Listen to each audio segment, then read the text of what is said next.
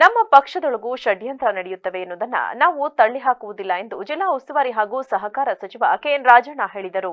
ಗೊರೂರಿನ ಹೇಮಾವತಿ ಜಲಾಶಯಕ್ಕೆ ಇಂದು ಬಾಗಿನ ಅರ್ಪಿಸಿ ಸುದ್ದಿಗಾರರೊಂದಿಗೆ ಮಾತನಾಡಿದ ಅವರು, ಮೂಡಾ ಹಗರಣದ ಬಗ್ಗೆ ದಾಖಲೆ ಕೊಟ್ಟಿದೆ ಕಾಂಗ್ರೆಸ್ನವರು ಎಂಬ ಬಿಜೆಪಿ ಶಾಸಕ ಯತ್ನಾಳ್ ಹೇಳಿಕೆಗೆ ನಮ್ಮ ಪಕ್ಷದವರು ಅಥವಾ ಅವರ ಪಕ್ಷದವರು ಕೊಟ್ಟಿದ್ದಾರೋ ಗೊತ್ತಿಲ್ಲ. ಹಾಗೆ ಅವರ ಪಕ್ಷದಲ್ಲಿ ಷಡ್ಯಂತ್ರ ನಡೆಯಲ್ಲ ಅಂತ ಹೇಳಕ್ಕಾಗಲ್ಲ.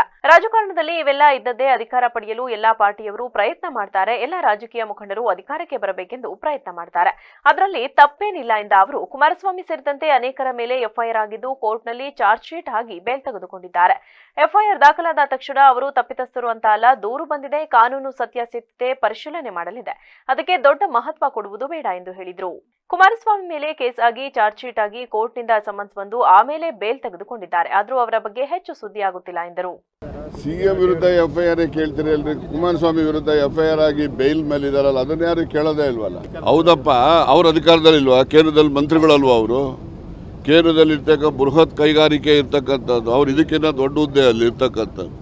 ಅವ್ರ ಮೇಲೆ ಎಫ್ಐಆರ್ ಆಗಿದೆ, ಬೇಲ್ ಮೇಲೆ ಇದ್ದಾರೆ, ಅದನ್ನು ಮಾತ್ರ ಯಾರು ಕೇಳಲ್ಲ. ಎಫ್ಐಆರ್ ಆಗಿದೆ. ಎಫ್ಐಆರ್ ಅಲ್ಲಿ ಏನಿದೆ?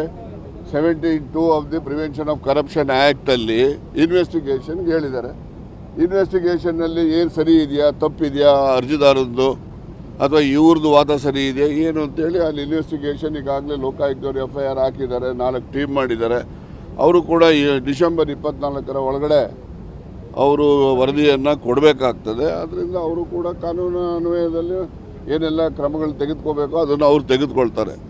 ಎಫ್ಐಆರ್ ಆದ ಕ್ಷಣಕ್ಕೆ ಈಗ ಎಷ್ಟು ಜನ ಮೇಲೆ ಎಫ್ಐಆರ್ ಇಲ್ಲ ಹೇಳಿ ನೋಡೋಣ, ಯಾರ ಮೇಲೆ ಇಲ್ಲ? ಎಷ್ಟು ಜನ ಎಫ್ಐಆರ್ ಇದ್ದು ಕೋರ್ಟಲ್ಲಿ ಚಾರ್ಜ್ ಶೀಟ್ ಫೈಲ್ ಮಾಡಿ ಬೇಲ್ ತೊಗೊಂಡು ಇರೋ ರಾಜ್ಯದಲ್ಲಿ ಎಷ್ಟು ಜನ ಇದ್ದಾರೆ, ಕೇಂದ್ರ ಸರ್ಕಾರದಲ್ಲಿ ಈಗಿರೋ ಹಾಲಿ ಸರ್ಕಾರದಲ್ಲಿ ಎಷ್ಟು ಜನ ಇದ್ದಾರೆ? ಅದರಿಂದ ಎಫ್ಐಆರ್ ಆದ ಕ್ಷಣಕ್ಕೆ ಅವನು ತಪ್ಪಿತಸ್ಥ